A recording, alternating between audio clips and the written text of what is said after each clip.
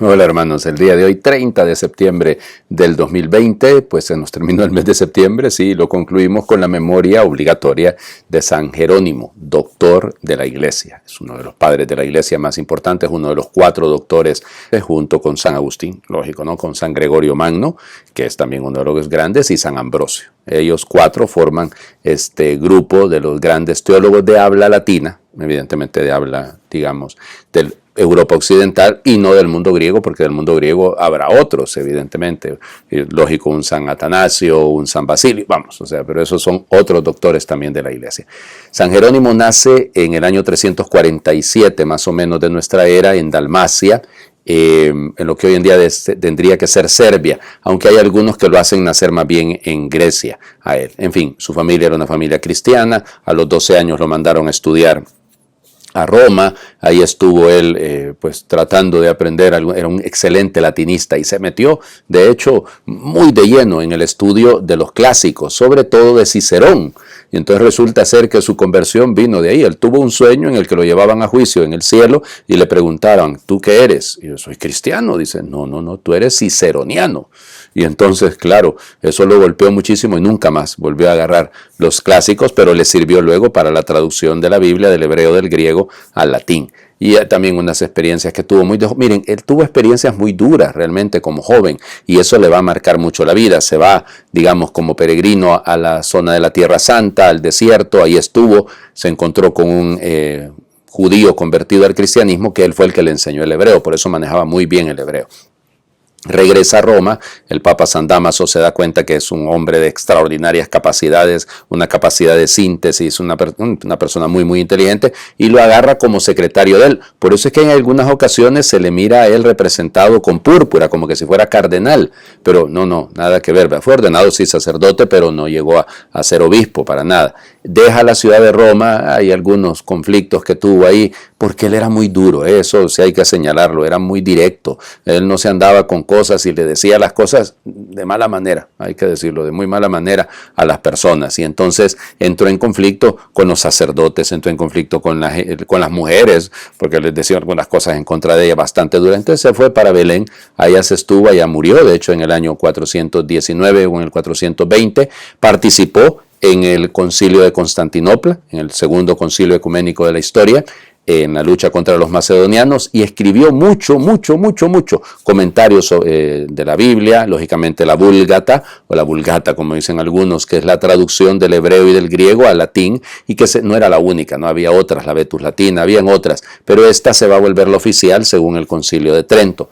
Ya les digo, un gran polemista, un gran apologista, evidentemente, pero lamentablemente tenía un carácter un poco difícil, pero igual, o sea, por ese mismo carácter fue lo que le sirvió para hacer el trabajo que hizo. Oigan, imagínense ustedes, yo siempre bromeo que más vale que San Pablo, San Jerónimo, San Agustín, Atanasio, Orígenes no tuvieron una computadora, porque quién sabe, oigan, hubieran escrito, pero basta para llenar de aquí al cielo, porque realmente eran muy prolíficos en esto. Bueno, ojalá aprendamos su amor a las Escrituras. El que se niega a conocer las Escrituras se está negando a conocer a Cristo. Lo va a decir muy claramente él en algunas de sus cartas. Bueno, vamos, de hecho no es en una de sus cartas, sino en uno de los comentarios al libro del profeta Isaías. Bueno, vamos a las lecturas del día de hoy. Seguimos leyendo Job, capítulo 9, versículos del 1 al 12 y del 14 al 16. Job tomó la palabra y le dijo a sus amigos: sé muy bien que el hombre no puede hacer triunfar su causa contra Dios. Si el hombre pretendiera entablar pleito contra él de 1000 cargos que Dios le hiciera, no podría rechazar ninguno. El corazón de Dios es sabio y su fuerza es inmensa. ¿Quién se le ha enfrentado y ha salido triunfante? En un instante descuaja las montañas y sacude los montes con su cólera. Él hace retemblar toda la tierra y la estremece desde sus cimientos. Basta con que dé una orden y el sol se apaga. Esconde cuando quiera las estrellas. Él solo desplegó los cielos y camina sobre la superficie del mar. Él creó todas las constelaciones del cielo, la Osa, Orión, las cabrillas y las que se ven en el sur. Él hace prodigios incomprensibles, maravillas sin número.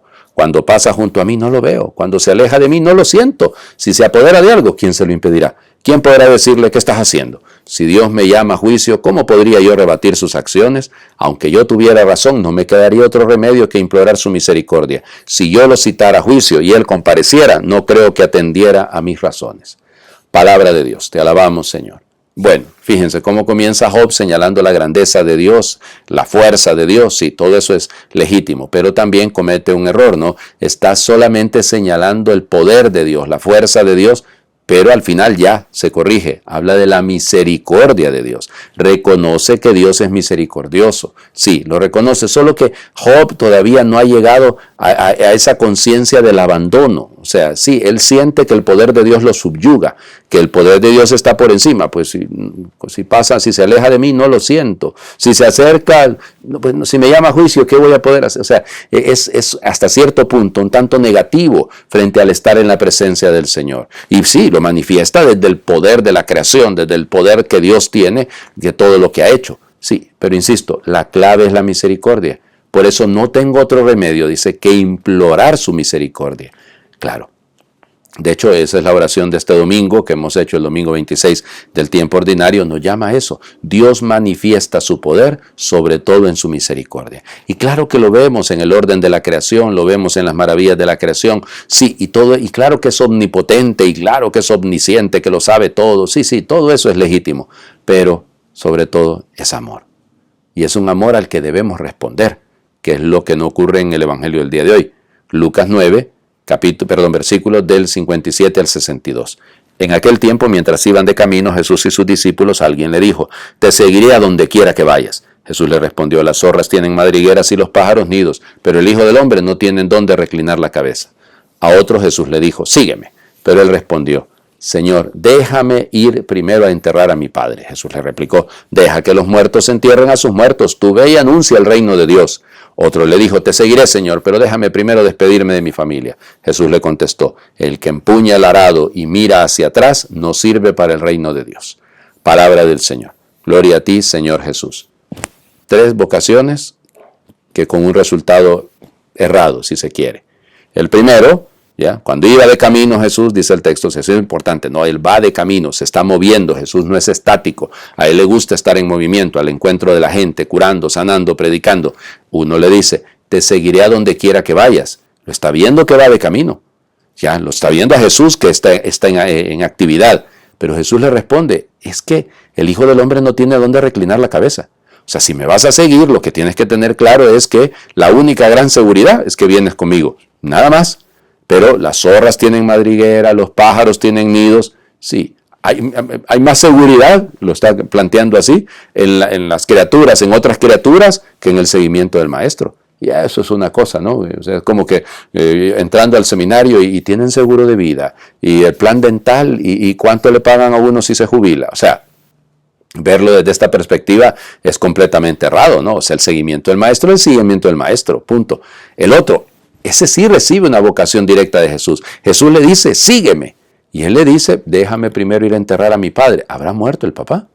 Esa es la pregunta que nos hacemos todos, ¿no? Pero él está poniendo claro, y Jesús, eso es lo difícil de que comprendamos. Si ayer lo mirábamos desde la perspectiva, de la perspectiva del niño, o sea que decíamos que en la cultura judía un niño no valía nada, pues otro tema muy cultural, muy afianzado en el mundo judío es el valor de la familia. Y entonces Jesús está incluso poniéndose por encima de esa familia. O sea, nos está llamando a su seguimiento total. Deja que los muertos entierren a sus muertos. Cuidado, Jesús no está despreciando la sana costumbre, linda costumbre del mundo hebreo de enterrar a los muertos. Pues claro que sí. No, él está en otra cosa. Él está poniendo una escala de valores y se está colocando él por encima de cualquier circunstancia y de cualquier situación. Y a veces como que eso es donde más nos cuesta, ¿no? Es romper el cordón umbilical, es romper, que no es una ruptura absoluta, es una ruptura porque se encontró el tesoro mayor, se encontró la perla de gran valor. O sea, es ordenar nuestra vida en función de Cristo. El otro que le dice, déjame primero ir a despedirme de mi familia. Bueno, vuelve el tema, ¿no? Y Jesús le dice, bueno, es que hay que dejar el pasado. O sea, el seguimiento del maestro implica un nuevo presente y un nuevo futuro. Cuesta, ¿no?